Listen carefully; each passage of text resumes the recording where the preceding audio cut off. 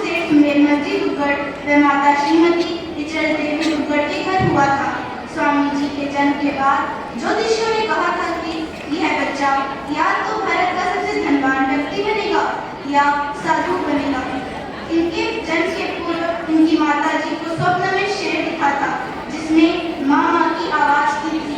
स्वामी जी ने औपचारिक शिक्षा प्राप्त नहीं की थी बल्कि संपूर्ण शिक्षा अपने पिता श्रीयुत सेठ मेलमती दुग्गड़ के सानिध्य में घर पर ही प्राप्त की थी।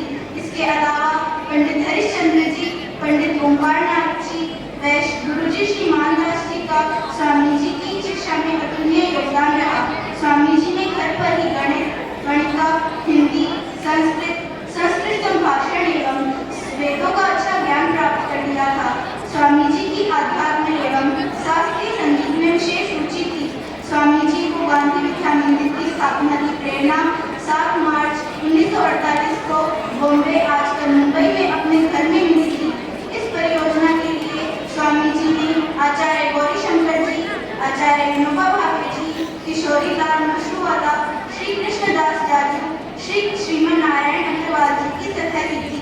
उन्होंने आचार्य विनोबा भावे जी का वर्धाश्रम, विश्व भारती, गुरुकुल कामनी, बनारस हिंदू विश्वविद्यालय और जामिया मिलिया इस्लामिया का भी भ्रमण किया और 2 अक्टूबर 1950 को गांधी विद्या मंदिर की विधिवत स्थापना की। स्वामी जी ने शिक्षा, स्वास्थ्य, कृषि, अध्यात्म, ग्राम विकास, गौ सेवा एवं सर्वोदय कार्यों को इस संस्था का उद्देश्य बनाया।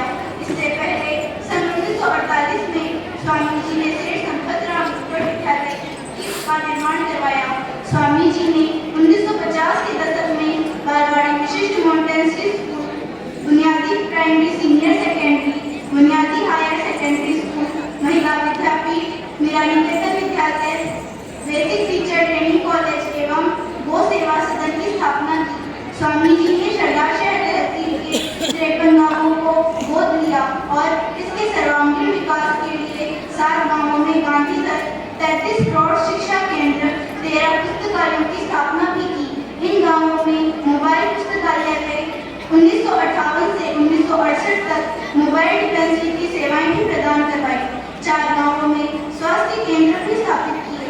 स्वामी जी ने गांवों में राजनीतिक जागृति के लिए पंचायत भवन बनवाए और सरपंचों के प्रशिक्षण के लिए पंचायत राज प्रशिक्षण केंद्र भी बनवाए। सांस्कृतिक कार्यक्रमों के माध्यम से सामाजिक बुराइयों के उन्मूलन के लिए ग्रामवासियों को जागृत भी किया। इसके अलावा समाज के आर्थिक विकास के लिए उन्नत बीजों के उत्पादन, पीने का पानी बंदोबस्त और कुओं को बनाने व मरम्मत पर विशेष जोर दिया। स्वामी जी के अनुसार सन 1938 में उन्हें स्वप्न में एक संत के दर्शन हुए जिन्होंने उन्हें गंगा पार करा दी। इन संत का नाम श्रीयुत स्वामी श्री शरणानंद जी महाराज था। स्वामी जी ने उसी समय उन्हें अपना गुरु मान लिया। शरणानंद जी महाराज दृष्टिहीन थे, अतः स्वामी जी ने उनके लिए अपनी आंखों के प्रत्यारोपण का प्रस्ताव रखा, जिसे पूज्य शरणानंद जी ने यह कहकर मना कर दिया कि वे अपने भक्तों की आंखों से और अपने मन की आंखों से जगत को देखते हैं। ऐसे महान व्यक्तित्व के मालिक थे पूज्य स्वामी जी। पूज्य गांधी जी की उक्ति स्वस्थ शरीर में ही स्वस्थ मस्तिष्क का निर्माण होता है को स्वीकार करते हुए संस्था के प्रारंभिक दिनों से ही योग शिक्षा पर बल दिया। आप योग की बारीकियों से भली भांति अवगत थे, जिसकी पुष्टि आप द्वारा हस्तलिखित पत्र से होती है। स्वामी जी स्वयं इन आसनों को अपने भक्तों को सिखाते थे।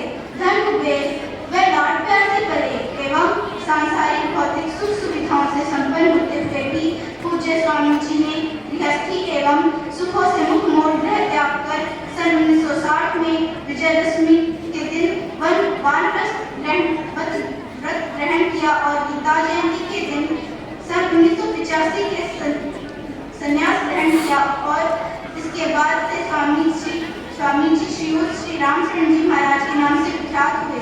ऋणी ही होते हैं वे लोग जो अपनी पूरी संपत्ति जनहित में लगाकर संपूर्ण वैभव को त्याग कर संन्यास ग्रहण कर लिया। उनकी कर्म भूमि इतनी विराट है कि उनके अनेक जन सेवा के कार्यों का विशिष्ट विवरण प्रस्तुत किया जाए तो एक महान ग्रंथ तैयार हो सकता है। फिर भी बहुत कुछ अनछुआ रह जाएगा। पूज्य स्वामी जी की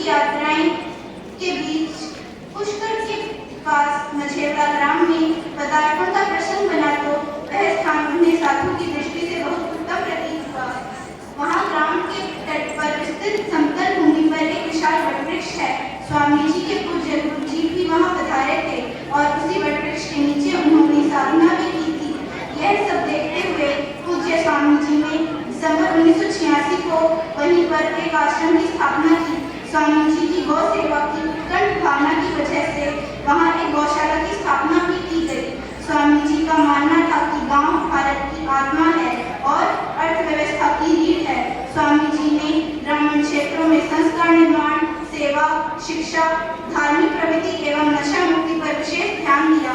उन्होंने ग्रामीण क्षेत्रों में शुरू से ही और बाद में अपनी भयंकर बीमारी के बावजूद अनेकों पद यात्राएं की और हजारों ग्रामीणों ने उनके प्रवचनों से प्रेरित होकर नशे का परित्याग किया तथा सत्संस्कार युक्त जीवन यापन करने में स्फूर्तिशील हुए।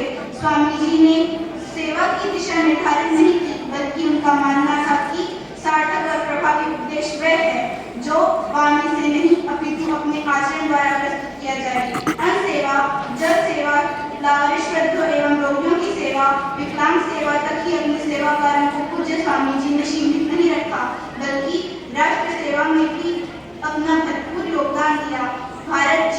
भारत पाक युद्ध में जन चेतना, राष्ट्र सुरक्षा कोष के लिए धन संग्रह व शहीद संतति छात्रावास की स्थापना भी की। अयोध्या में पूज्य श्री राम मंदिर के निर्माण की दिशा में भी पूज्य स्वामी जी का महत्वपूर्ण योगदान रहा और वे अपने ज्येष्ठ पुत्र और ISC माननीय विश्वविद्यालय के कुलाधिपति माननीय श्री कनमलजी दुग्गड़ और कुछ अनुयायियों के साथ विवादित ढांचे के विध्वंस के समय 6 दिसंबर 1992 को अयोध्या में मौजूद थे। पूज्य स्वामी जी की ही संत प्रेरणा, दृढ़ संकल्प व निष्ठा से वटवृक्ष की भांति ही हमारी संस्था फल फूल रही है। निर्माण से लेकर वर्तमान समय तक संस्था के अनेकों चुनौतियों का सामना करना पड़ा है, परंतु स्वामी जी के ध्येय वाक्य पूछने चाहो, काम आ जाओ, कोई और नहीं, कोई गैर नहीं को हर क्षेत्र में समायोजित करते हुए, हर चुनौती को स्वीकार करते हुए सदैव नए शिखरों की तरफ अग्रसर हो रही है। पूज्य स्वामी जी ने अपनी इस तपोभूमि पर अनेक साहित्यिक कृतियों की रचना की, जिसमें मुख्य है गीतारी गुंजार, योग लहरी, विचार पावनी, पूछ मूछ की मुलाकात एवं आदर्श विद्यार्थी की रचना की थी। पूज्य स्वामी श्रीयुत श्री रामचरण जी महाराज अगस्त 2005 को संभवी मुद्रा में प्रातः एकादशी के दिन ब्रह्म मुहूर्त में दैहिक सेवा का त्याग कर ब्रह्मलीन हो गए। स्वामी जी महाराज के लिए मैं इतना कहना चाहती हूँ कि माए एडो पूत जने देदाता के सूर, नहीं तो रही जो बांझड़ी मत ने गवाई जो नूर। आज हम सब इस सोहन सभागार में पूज्य स्वामी जी की अप्रत्यक्ष अनुभूति कर रहे हैं। ऐसा लगता है कि मानो वे इस संस्था के कण कण में विराजमान हैं और एक अदृश्य शक्ति के रूप में संस्था का संचालन कर रही हैं। ऐसे श्रद्धेय पुण्यात्मा को मैं हमारा सत नमन, उन्हें श्रद्धा सुमन अर्पित करते हुए मैं पूर्ण विश्वास करती हूँ कि उनके द्वारा प्रस्फुटित दिव्य आत्मज्योति सदैव सुमार्ग पर बनने के लिए हमारा पथ दर्शन करती रहेगी। धन्यवाद।